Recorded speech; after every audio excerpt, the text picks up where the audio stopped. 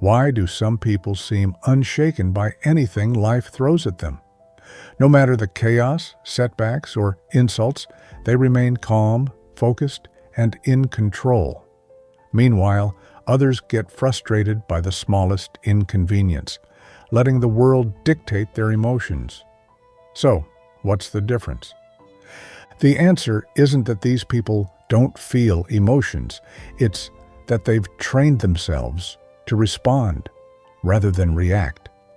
The Stoics understood that real power doesn't come from controlling the outside world. It comes from mastering your own mind. And when you learn to do this, you become unshakable.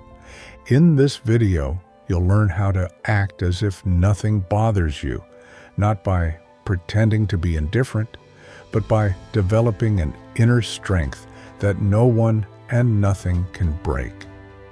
If you can do this, you'll gain a kind of freedom that most people never experience. Let's get started. Number 1. Master your mind, master your life.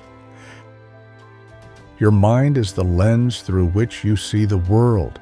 If that lens is scratched, everything you look at will seem distorted, even when the world itself hasn't changed. Marcus Aurelius understood this well when he wrote, "The happiness of your life depends upon the quality of your thoughts." The Stoics believed that external events don't dictate our happiness, but rather how we perceive and interpret them. Consider two people stuck in traffic. One grips the steering wheel, eyes darting between the time on the dashboard and the long line of cars ahead.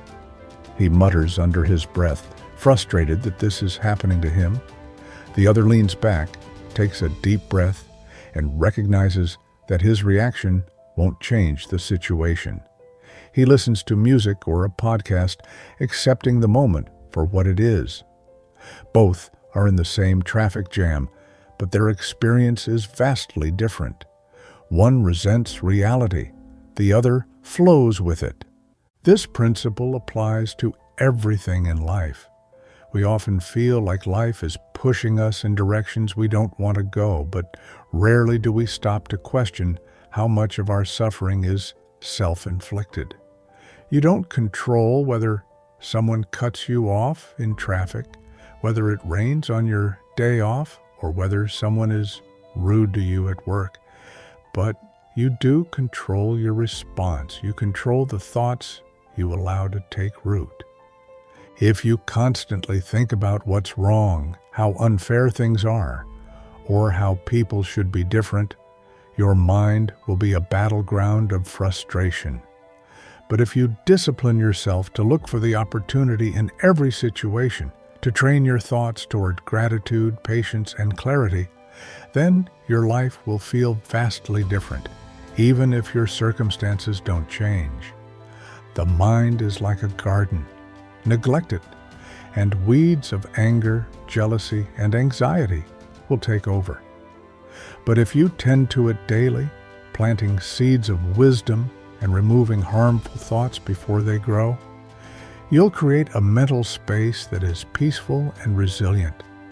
Train yourself to challenge negative thoughts. When something upsets you, pause and ask, is this thought useful?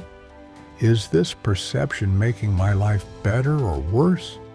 More often than not, you'll find that the real battle isn't outside, it's within. The ability to manage your thoughts is a skill, and like any skill, it requires practice. Start small. The next time you feel irritated, instead of reacting immediately, recognize that your frustration is an interpretation, not a fact. Then shift your focus. With time, you'll see that a calm mind isn't something you're born with. It's something you build. Master your mind, and you master your life. Number 2, stop suffering over things that haven't happened. How many hours have you lost to worrying about things that never even came to pass? How many nights have you spent replaying imaginary scenarios in your head, stressing over conversations that might never happen? Seneca put it simply, we suffer more in imagination than in reality. Most of our distress is self-created, not because of actual events, but because of the stories we tell ourselves about what might happen. Imagine someone waiting for an important email.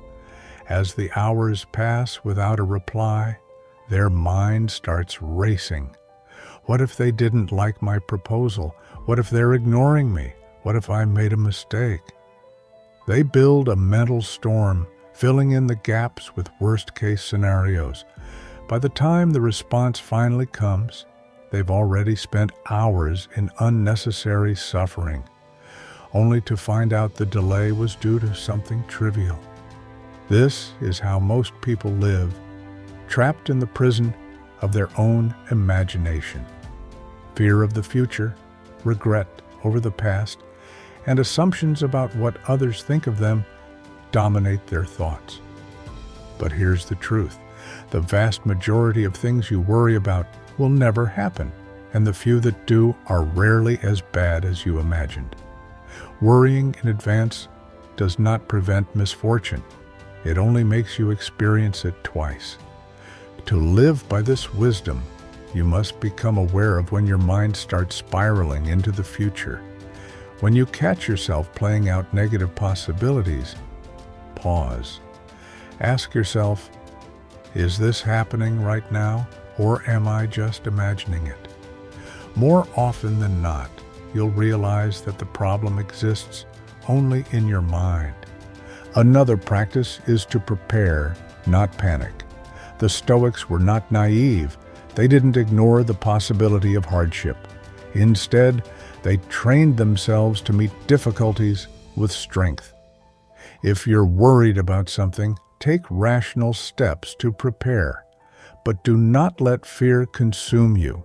You cannot control the future, but you can control your ability to face it. Peace comes from focusing on what is real, not what is imagined. Most of the suffering in life isn't from actual events, but from the anxiety we create around them. Let go of the need to control the uncontrollable, and you will find a freedom that most people never experience.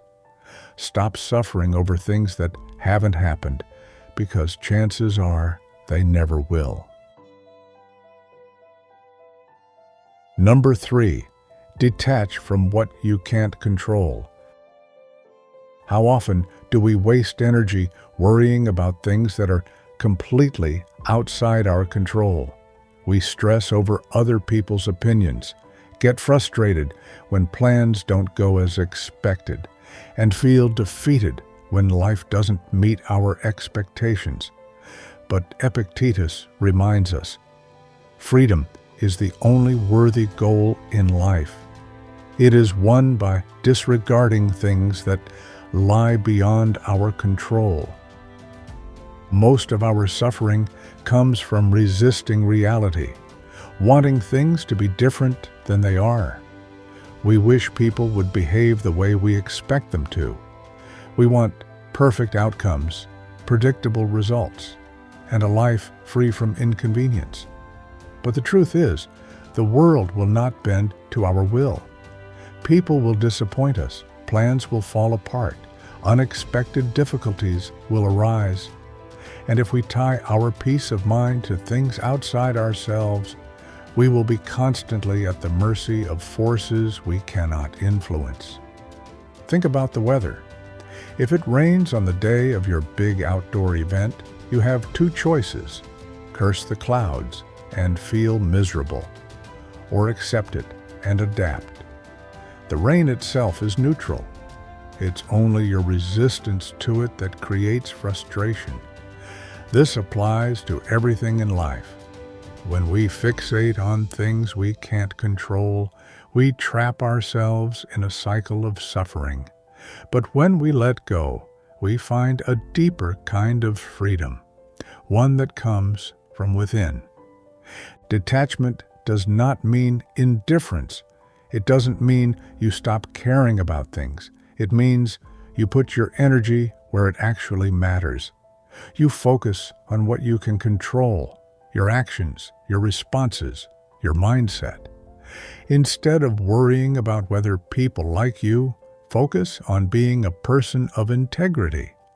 Instead of stressing over circumstances, focus on your ability to adapt. The next time you feel frustrated, ask yourself, is this within my control? If the answer is no, let it go. If the answer is yes, take action. That simple shift in mindset can save you from endless unnecessary suffering. True peace comes when you stop trying to control the uncontrollable and master the only thing that's ever truly yours, yourself. Number 4. How to stop letting people control your emotions. Every day, we allow other people to dictate how we feel. Someone cuts us off in traffic, and we get angry. A coworker makes a rude comment, and it ruins our day. A stranger on the internet insults us, and we stew over it for hours. But Epictetus gives us a powerful insight. If someone succeeds in provoking you, realize that your mind is complicit in the provocation. This is a hard truth to accept.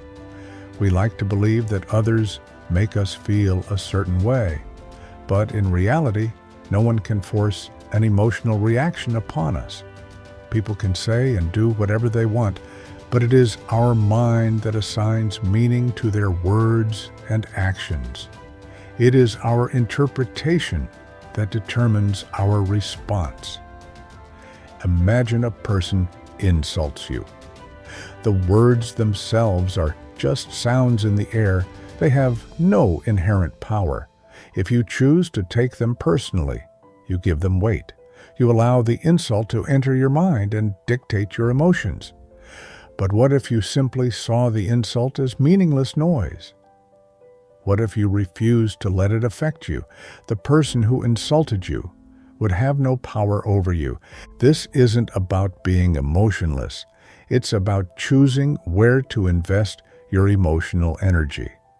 You wouldn't hand a stranger the keys to your house, so why would you give them the power to control your peace of mind? When someone tries to provoke you, pause. Recognize that their words or actions only have as much power as you give them. Instead of reacting instinctively, respond deliberately. Train yourself to see external events as neutral. The next time someone tries to upset you, treat it as a test. Can you remain calm? Can you refuse to be pulled into negativity? The more you practice, the more you will realize that your peace isn't dependent on others. It's something you build from within. Let go of the illusion that others control your emotions, and you will experience a freedom that few people ever attain. Number 5. Turn hardship into strength. Life is full of difficulties.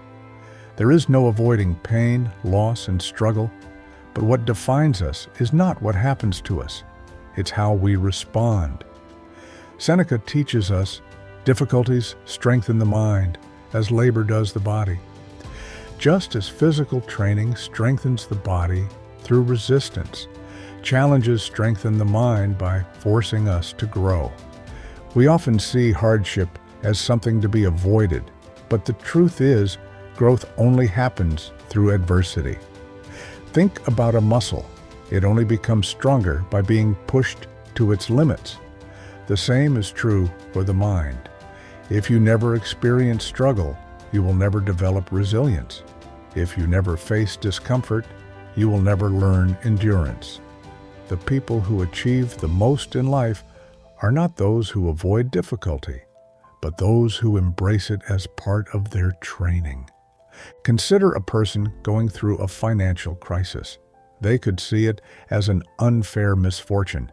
and dwell on how hard life is. Or they could see it as an opportunity to learn, to adapt, to build something stronger. A setback can be a lesson. A loss can teach resilience.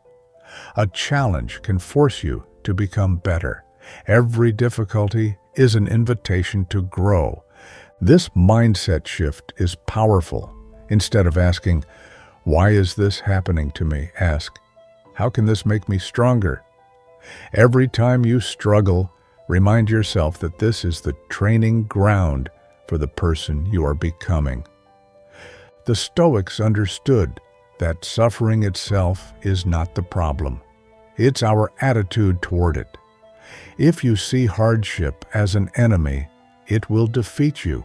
But if you see it as a teacher, it will make you stronger.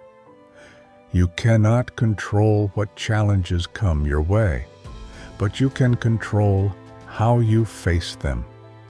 And in that choice lies your true power. Number 6. Why you must accept reality as it is. One of the biggest sources of suffering is the gap between how we think life should be and how it actually is. We want people to act differently. We want circumstances to go our way. We resist the present moment because we believe it should be something else. But, as Epictetus reminds us, seek not for events to happen as you wish, but wish them to happen as they do, and your life will be serene. This is not about passively accepting injustice or giving up on change. It's about recognizing that there is no use in resisting what is. Wishing reality were different does nothing but create unnecessary frustration. The more we resist, the more we suffer. Imagine getting caught in the rain without an umbrella. You could curse the sky, complain about your luck, and get angry that the weather isn't what you wanted. Or you could accept that it's raining, adjust, and move forward. The rain doesn't care about your frustration. It simply is. Life works the same way. Reality unfolds as it does, without regard for your expectations. You can either resist it and suffer, or you can align yourself with it and find peace. This mindset is especially useful in relationships. People often get upset because they expect others to behave a certain way. They should have been more considerate. They shouldn't have said that. But reality doesn't operate on shoulds. People act according to their nature, their upbringing, their own struggles, just as you do. Expecting them to be different only leads to frustration. Accept them as they are, and you will free yourself from unnecessary resentment. This doesn't mean you stop striving to improve your life. It simply means you stop resisting what is beyond your control. The world is as it is. You can either fight it or you can embrace it and work with it. When you learn to accept reality instead of wishing it were different, you unlock an incredible power, because now, instead of being stuck in frustration, you are free to take meaningful action. Number 7, ignore the opinions of others and stay on your path. How much of your energy is wasted worrying about what others think of you? People spend years of their lives seeking approval, adjusting their actions to fit expectations, fearing judgment from those who don't even matter. But Marcus Aurelius reminds us, do what you will. Even if you tear yourself apart, most people will continue doing the same things. No matter what you do, people will always have opinions. You could be kind, generous, and hardworking, and someone will still find something to criticize. You could be completely silent, and someone will question why you don't speak up. The truth is, people's opinions are reflections of them, not you. Their judgments come from their own experiences, biases, and insecurities. Consider how often you think about other people's mistakes or flaws. The reality is, most people are too wrapped up in their own concerns to think about you as much as you fear. Yet, we hold ourselves back, avoiding risks, stifling our true selves, and hesitating on our goals, all because we don't want to be judged. But why should you let the fleeting opinions of others dictate your life? Great thinkers, artists, and leaders all have one thing in common. They did not let public opinion control them. If they had, they would have never created anything meaningful. If you let fear of judgment stop you, you will spend your life living for others instead of for yourself. The solution: live by your own principles, define your values, and stay true to them. If someone disapproves, let them. Their opinion does not change who you are.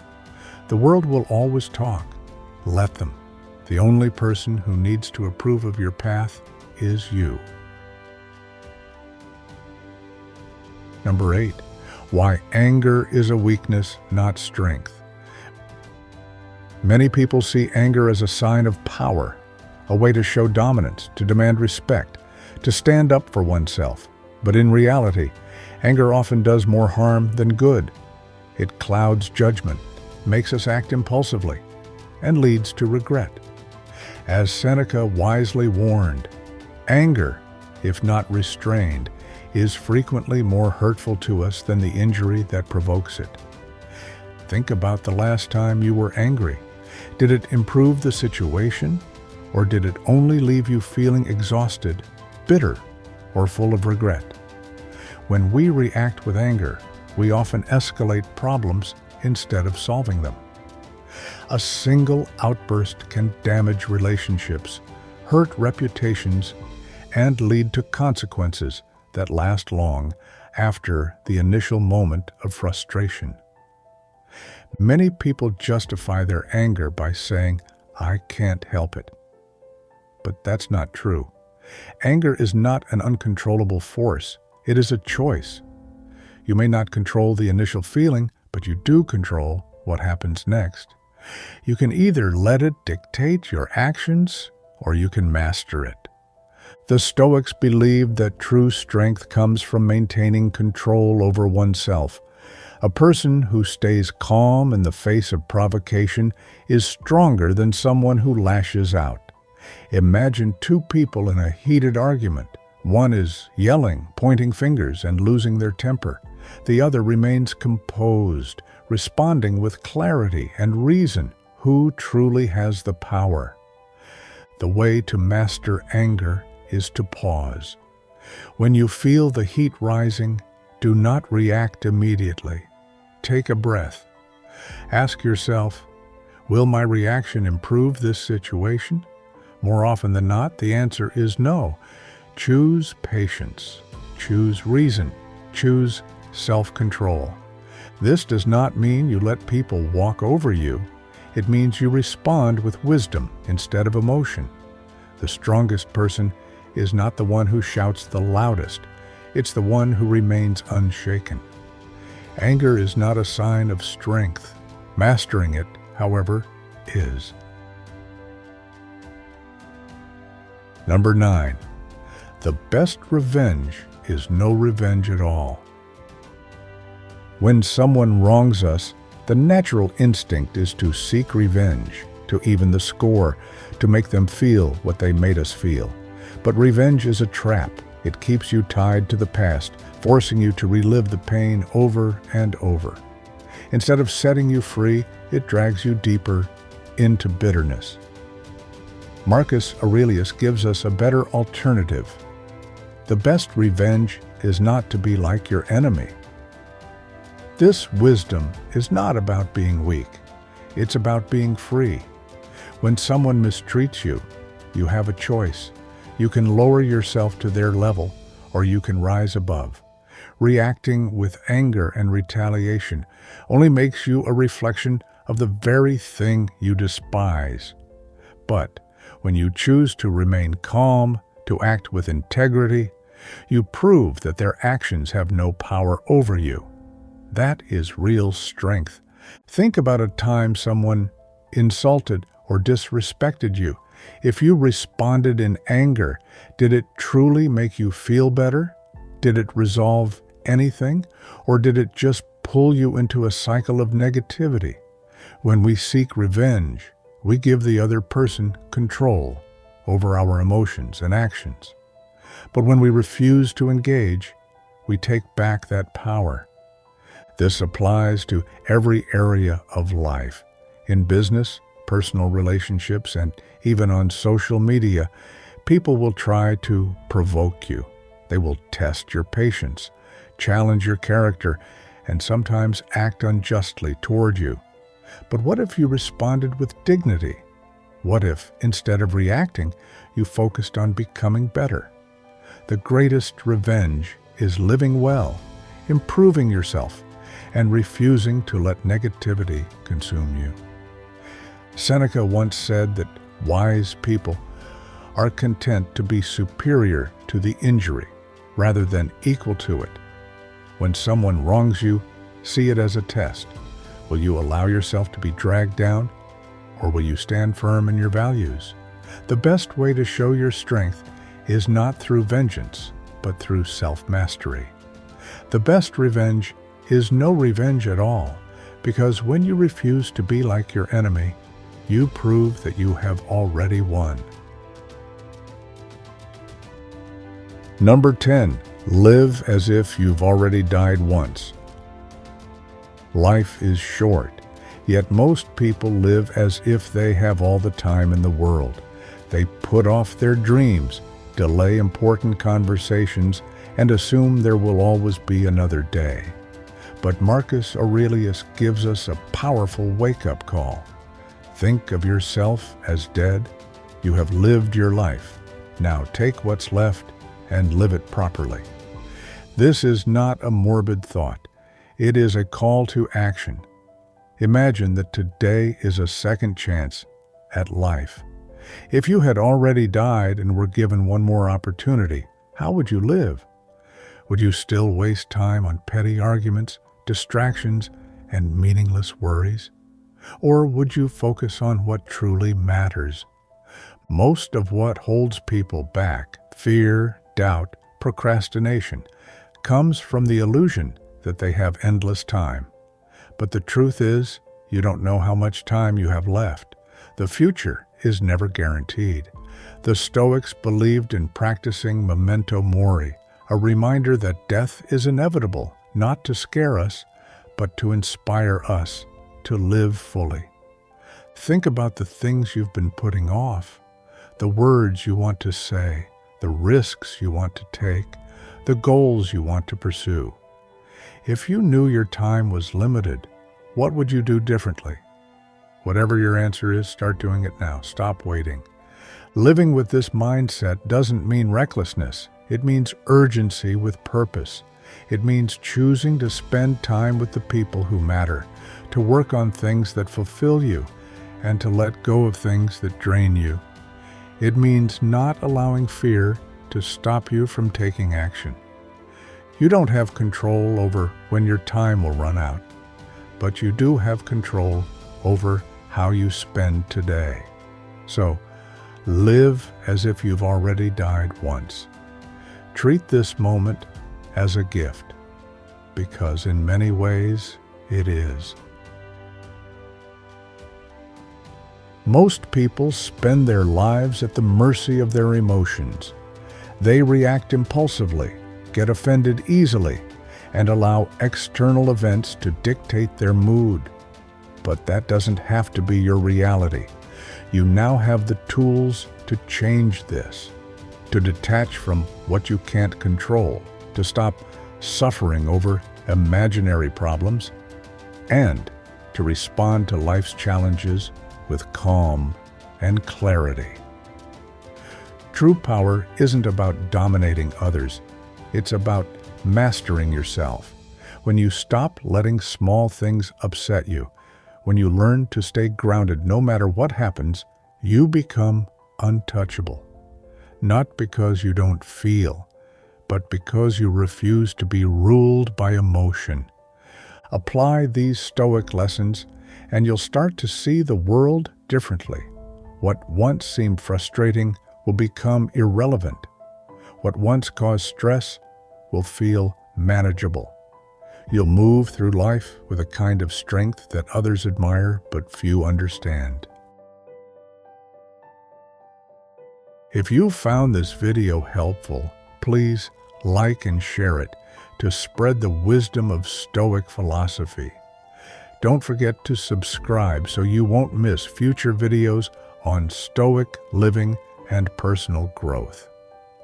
Thank you for watching, and I wish you strength on your journey.